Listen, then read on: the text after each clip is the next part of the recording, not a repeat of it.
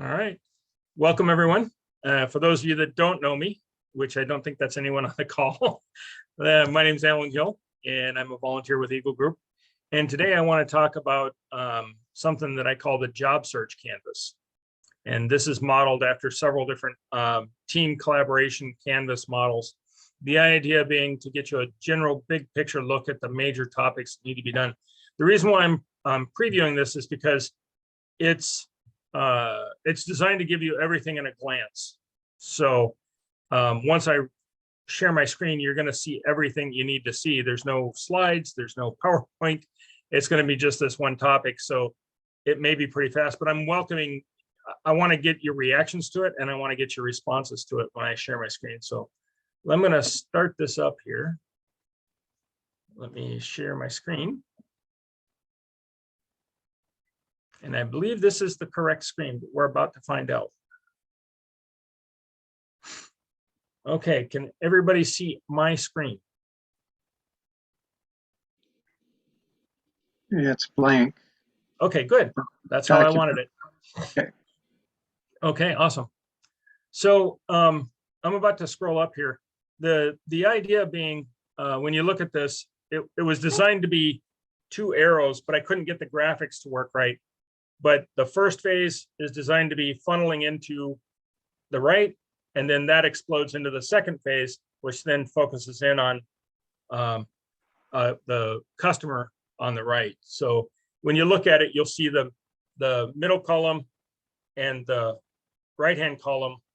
They're all justified towards the top. Those 2 long ones are supposed to be in the center. So I apologize in advance for the graphics, but everything else should be good. And let's take a look here. And I'm going to zoom out a little bit for effect. Okay, can everybody see? Oops, let me just go one more here. Can everybody see the screen, and is that readable? Yes. Yep. All right. Awesome. So let me talk through this. And the first top part is the preparation and planning. And so that with any, in the military, you might call that op planning or op order or whatever.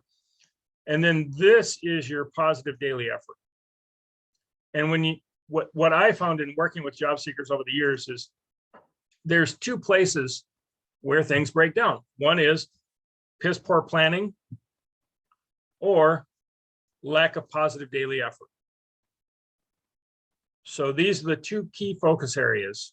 And so the design here, if we read this from left to right, is the first thing is not knowing what your priorities are, not knowing what your fit is, or not knowing about yourself, right? But those all focus into what that messaging is going to be for your customer, i.e. your next hiring manager. And then from there, it moves into positive daily effort. What's your plan to get interviews? What's your connection strategy to the companies that you want to work for? And then while we're on this topic, most people don't have a focus of companies. Oh, I'll work for anyone. I'll work anywhere. Okay, well, I've got a great job at Devani's. Well, not there. Oh, well, hold on. Well, and so they do have priorities. They're just not clear about them, or they're not communicating clearly. And so the next piece here is we stress networking. And everybody goes networking. And yes, we have a book that Renee will probably hold up here soon called the 20-minute networking strategy. But that actually starts with not just the process, but the list of people you're going to reach out to. And so you have a database of connections on LinkedIn through Eagle Group, but you also have your college fraternity affiliations. You've got friends and associates. You've got trade groups. And this is going to be another topic that I'm going to talk about later, is how to network at a trade group or professional association. And then this section is what I call your base preps, right? So you need to have your resume and LinkedIn critiqued. You need to have your interview practice down. You need to have your networking practice, your 5-second elevator speech. Notice I said 5 seconds. That's a different topic we'll cover into, but the basic structure of a 5-second elevator pitch is, I'm the guy that solves XYZ problem for ABC type customers or clients or industries or professions. Like I did at XYZ company, where we saved over $1 million in 6 months. Anything more than that is a ramble. And then you have an ally team. So who's your confidant, who's your coach, and who's your collaborator? Who are the people that are in your corner? And George Murray talks about this a lot in his book, Hired. And then this is especially important for people that are getting out, is professional research.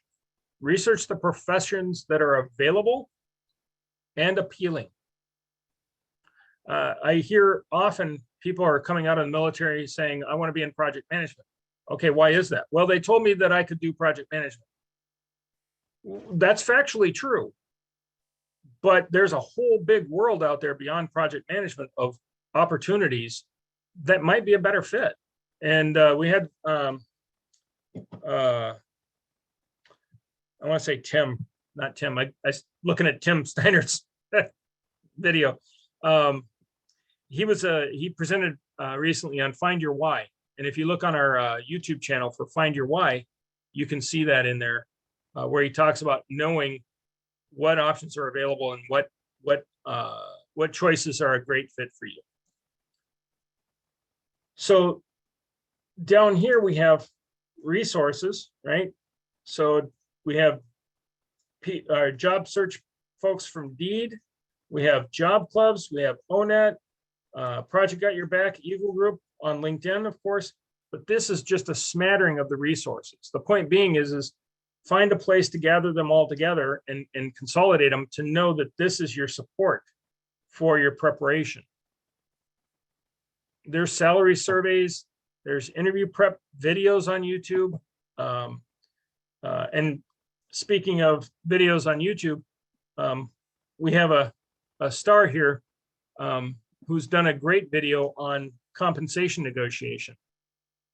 So Rebecca actually has a video on our YouTube channel on how to negotiate your compensation with paid benefits, perks, bonuses, and also Les Hoffman did a presentation on negotiating your true worth. And these are compelling trainings that you really want to have in your hip pocket and not go out half-cocked, because the bottom line is it's negotiable.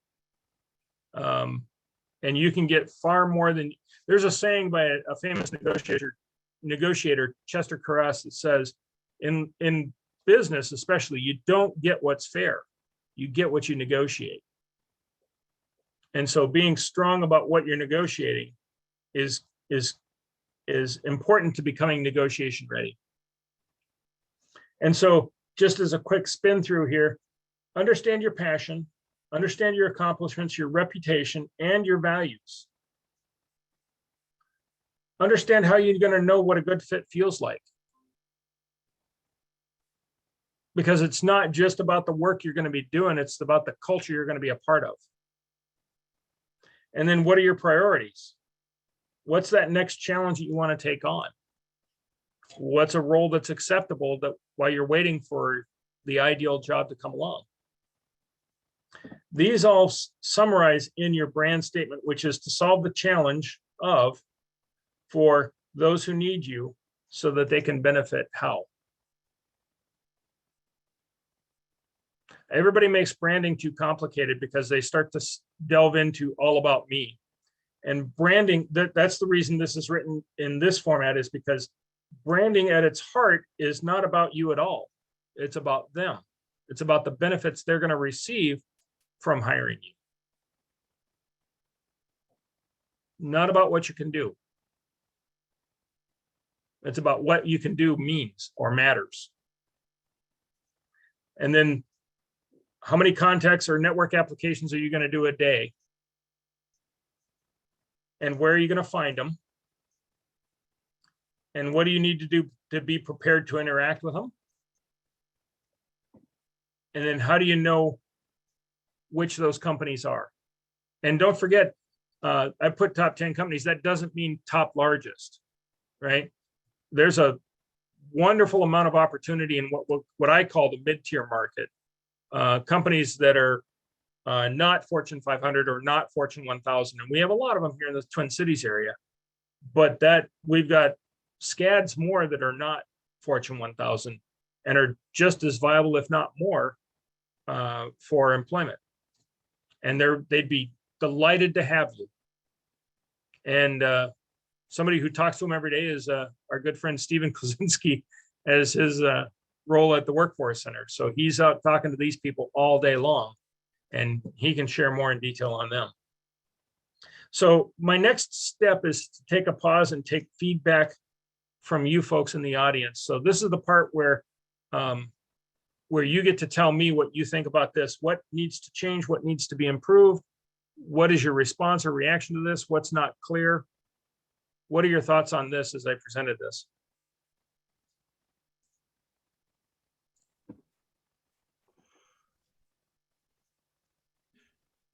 Hey, Hey, Alan, Alan. this is the real Jeremy. Is there an accountability partner on there somewhere? My eyes are bad. There isn't. That's a good point. I appreciate that. I will take that as a note. That would be down here under, your ally team. Okay.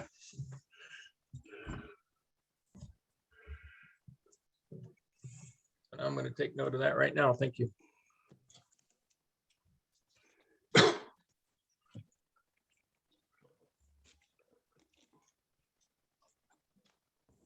Other thoughts? Alan, maybe an example of some of those things, like something you could select and it would show you an example, kind of following someone's, just say, Okay. take someone's like an example of a plan, preparation and planning and positive daily effort for each one of those areas. I mean, you wouldn't have to go into a ton of detail, but just to kind of make it something that people would have an example of. And maybe Yep. you wouldn't have to do it for every one of those individual pieces, but you know, what you thought were the most important ones, I think would be helpful. Well, and I'll dovetail on that down in the resources, links to the resources as well, Okay, yep. or training videos on how to use the resources too. Might even be more helpful. Oh, absolutely. Excuse me. Something else I was thinking about is put together a database of stories for different like strength, weaknesses, something you've failed and you've overcome or something like that. And Oh, I get you. you know what I mean? Because that's how when I put together a speech or something, I got an Excel spreadsheet of stories that I can pull out of. So, Yeah, something on tap. I was Mhm. thinking along those lines, to do maybe like a SWOT analysis for yourself, right? SWOT, Yep. Say more. yeah. What Yes. box would that be under? Who am I?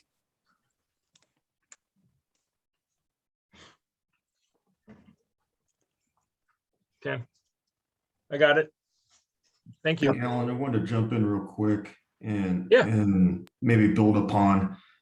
I know that a lot of folks love having a repository of ideas or best cases or so forth, but I've used the business canvas quite a bit, and Yeah. I've never done it by myself. And the reason Yeah. for that is it's not effective by yourself. A lot of these questions, you can be a chameleon and take somebody else's response because it looks good. But if it's not your own, you immediately have that bias towards someone else's answer. And wouldn't that suck to get a job that someone else would be good at and you're not, right? And you get fired. Right. So that's never a good sign. The other side of that is, again, the reason why I've always used this in a business setting, again, for business initiatives and so forth, is because just like Alan introed this, you want to get a good 360. a lot of these questions that you may have answered, you need to be asked and prodded by someone that's not yourself, right? If Les Hoffman's filling this out, it's like, who am I? The superhero. Well, if I feel like that's good and I haven't been challenged going into an interview, I may say superhero. They might think it's a really cool thing to propose, but I may be setting myself up for success. So you need a good 360 on this. And I'll say that even in my own journey in life, when I used, Eagle Group, getting this job at US Bank, I did that. And again, that's one of, I think many of us, our shortcomings is that, again, we can go in with, tailoring this or having an idea, but it should be thoroughly challenged, attacked, supported, held up, and engaged with others. Sort of like a good op plan. And work it's a through team it effort. with somebody. It's like, Yeah. hey, do you see my passion as this? Right. Yeah, And if someone else goes, no, I've never seen that. yeah, That might be a telltale sign. Or what's even better is they go, hey, Les, you've always said logistics, but you're just an attacker. You attack problems as if, they were nails and you're a hammer, right? And you may get a different perspective. You may not limit yourself. I really like that, Les. And, if you've ever read the book, What Got You Here Won't Get You There by Marshall Goldsmith. Love that book. He goes into that concept, that 360-degree concept. He goes into that in a lot of detail. So, if anyone wants to learn more about how they can gather that feedback, from their peers or their supervisors or whoever, they should read this book because he goes into a lot of detail about that. that is a classical work and I love it a lot. Yeah, me too. Yeah. What's up, everybody? This is Jason. Hey, Jason. I'm traveling again, like always, but I just had to send out my Leadership 360 survey from my master's program. So I'm about to get all that feedback back, and you can't just send it to your boss and your boss's boss. They want you to send them to your peers, other cohort members, as well as if you have any direct, what do they call them? Direct reports. So yes, I'm on board with this 360 because you might think you're a superstar like Les said, and someone's like, no, not so much, But then it just gives you awareness of where you can better yourself. So I'm on board. Yeah. Thank you. And this is Mike too. I like it. I kind of see it as like going to tools from this, like the networking, how you do that and who you get to help you, like the focus top 10 companies, you have a marketing plan. All these things kind of guide you to another tool to ask these questions and answer them. But this is a good overview to get to those, I think. Yeah, I'll second what you're saying, Mike. This is designed to be a at a glance view of how you put together the pieces into a big picture strategy. I think one of the problems that I was guilty of at the Workforce Center when I was working with people is I would throw a ton of material at them and go, okay, this is all the things you need to do, soup to nuts, to get a job search. It's like, okay, now I don't know how to sort or organize or categorize or optimize or order any of that information. And so they couldn't do any of it. And so one of the, I won't say mistakes, but one of the challenges that I see of job search is not being organized. And if you have this organization model at a glance to see what bucket things need to fit into, you automatically become more effective and more efficient because you can take action on the information you get because you know where it belongs. I think this helps prioritize it, and like you say, too, one it makes sure you're not missing anything too. Yeah. Yeah, like the focus, the top 10 companies, I think a lot of people miss that. And then they wind up, and I've seen this happen in discussions, networking meetings and stuff. Okay, well, who would you like to work for? Well, I'll work for anyone. Okay, there's no company like that on LinkedIn. I can't introduce you to anyone. or everyone. That's just not an effective strategy for me. I can't help you. But if you say XYZ company, right, I can go and see if I've got connections there. And I can make that introduction. And that But I helps to think have, people think that, I'm sorry, go ahead, Mike. no, I was just saying it helps to have that list too, so you don't Yeah. have to, you know, they might have a connection at the company you don't say, but if you show them the list, oh, there it is, Yep. number 15, Yep. and that's where you end up. Yeah. Alan, I really like that top 10 focus. The folks that I've been engaging with lately, it's in a series. So again, I'm really appreciative of the folks that reach out and want to work with somebody, because what I see is it goes through phases, right? I'll tell Yeah. somebody, go online, use any of the search engines, job search engines, give me your top 10 customers that look good to you, right? Yep. Yeah. Then they reach out, they have some networking and so forth, and I go, which ones did you cross off the list? And Yeah. almost immediately they have 4 or 5, and that's half their list, right? And I Yeah. go, yeah, but what did you learn about it? Who'd you interview or even talk to or just network with? Yep. What are the 5 companies that replace that? And every single time so far, and I've been kind of doing the self statistics, right? Yeah. They've come back with 10 more, so they end up with 15, right? And Yeah.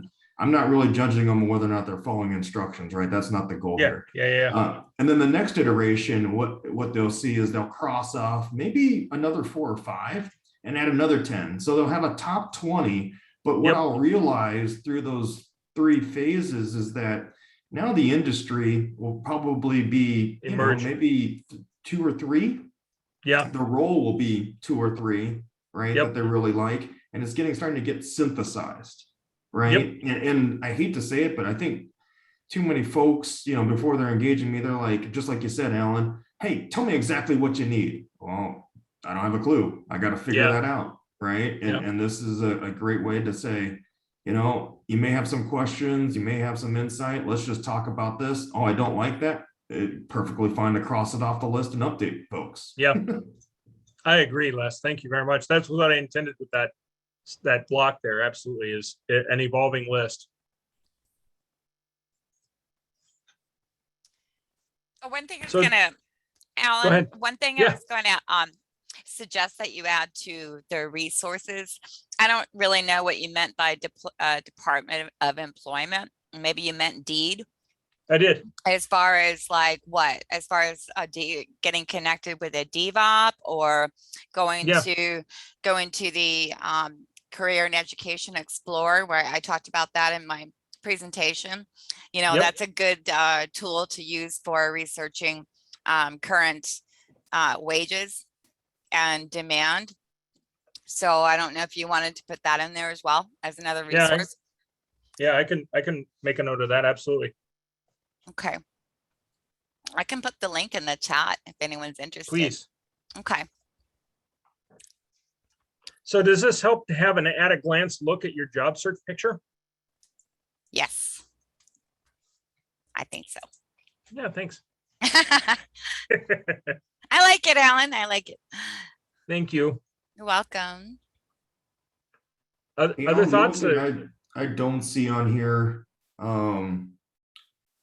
I feel like it may be under the resource, but a cost, right? We want to be realistic about it. The cost, and we may need to reword it, because I think you've done a good job of rewording some items. But part of that preparation and planning could be just an actual monetary cost, right? Are you gonna pay for somebody to have coffee with them and so forth, or do you need to travel somewhere? And then there's also time costs, right? Like how much time can you allot and invest to certain activities? And I think it's important to plan that, because the people that I think are most successful at this either block off that time, right? They still may not use all of it. But they're putting it on their schedule so that, again, it's allotted for. Yeah, I know where you're going with that, because I was actually working off the business model canvas, right? That's down here on the left, right? And I was thinking of how, time as being the cost of it as well, because that's your primary cost, right? And it isn't just the time you spend, it's the time you waste. It's your opportunity cost that's costing you, because if you, and nobody in this group has done this. There's a guy I was working with that lost his job at work, and you know, it was the cost of his denial is really what it was. It came down to, well, the kids are getting out of school, so right now we can, you know, we got graduations to deal with. And then it was, well, I've got a, you know, honey-do list to fix around the house. And then it was, well, the kids are going to college, so we got to get them ready for college, right? I mean, none of these were valid reasons to not be an active job seeker while he was unemployed. It was the cost of denial and cost of self-deception, right? But it was a time cost for him because that added months to his job search that he didn't need.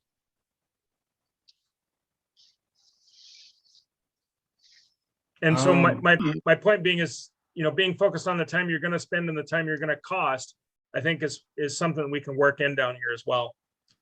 Well, again, I think folks have different approaches. I would say there is a benefit, obviously, with carving out time.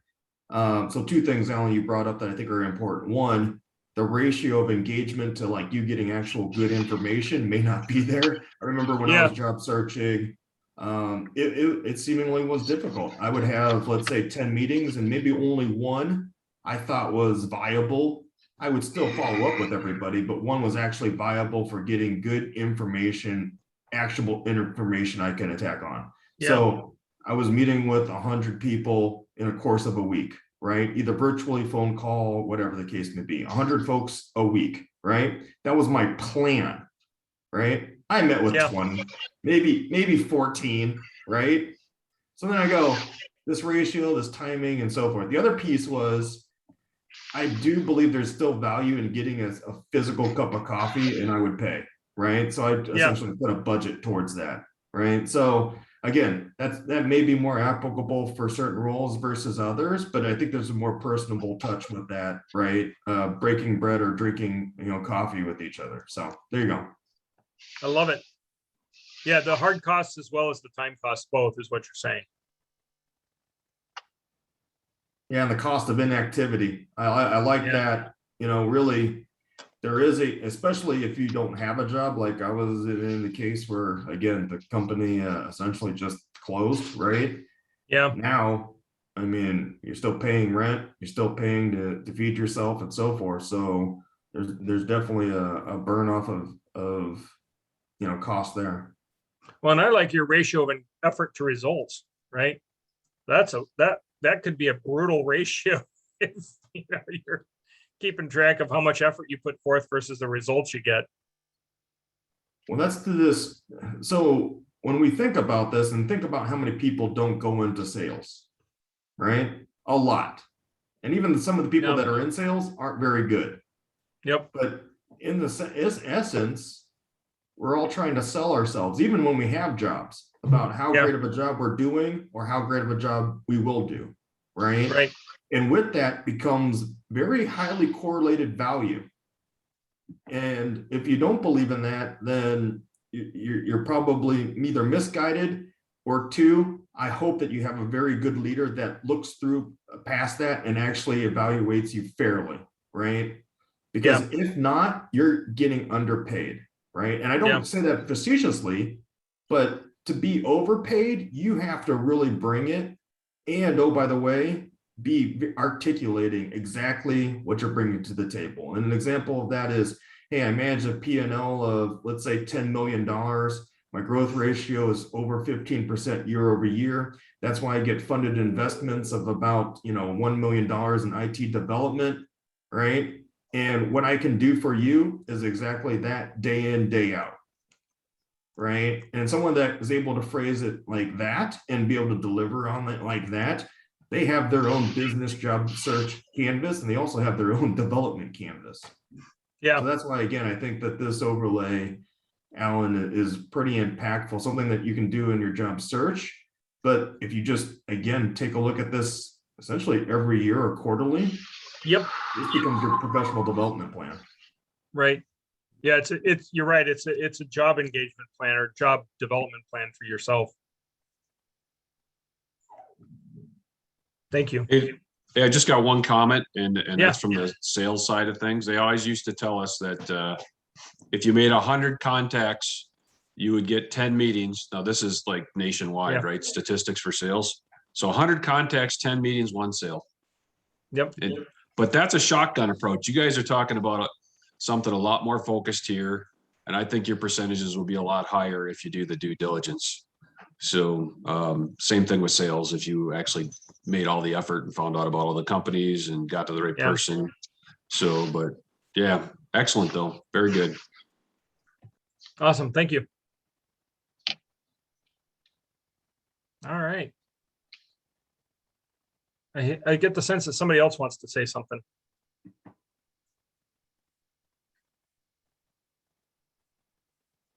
I was just going to say, Alan, too, on your point, where somebody's too busy to look for work because they got all this other stuff going on. Just the argument back is, you have a job and you're working, you're still going to have all that extra stuff. Yep. So it's Yeah. not really I a told him legitimate that, by the way. excuse. Yeah, it's like, so You know, the Yeah. kids graduated last year, right? Yeah. it's always But going it to be was- something. Yeah, it was a way for him to avoid what he felt as and translated as pain and embarrassment of losing his job. And it's like, that was no fault of your own. There was, it was a layoff. That's got nothing to do with you. Your salary was this high and they cut it off at this high. That's it. They didn't even know your name. It's like, that's a topic for another day, but people tend to, it's like in the military, if you attach your identity to your rank, okay, well, now you're retired. You're not corporal, colonel, NCO, master sergeant, master chief. You're nothing. You're zero.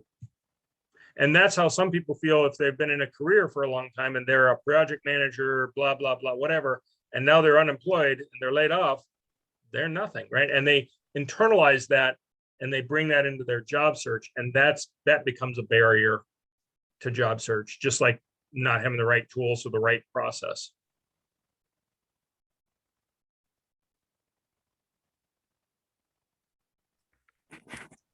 Or you could just be Alright. mean and say, hey, are you're saying you've got this wedding coming up and you got all this planning for the wedding.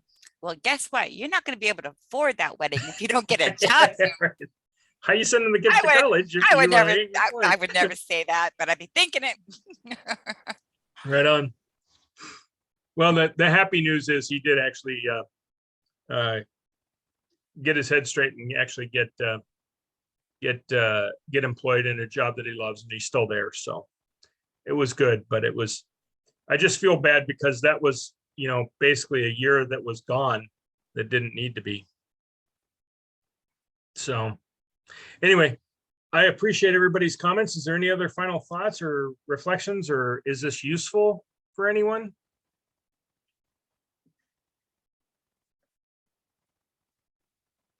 All right.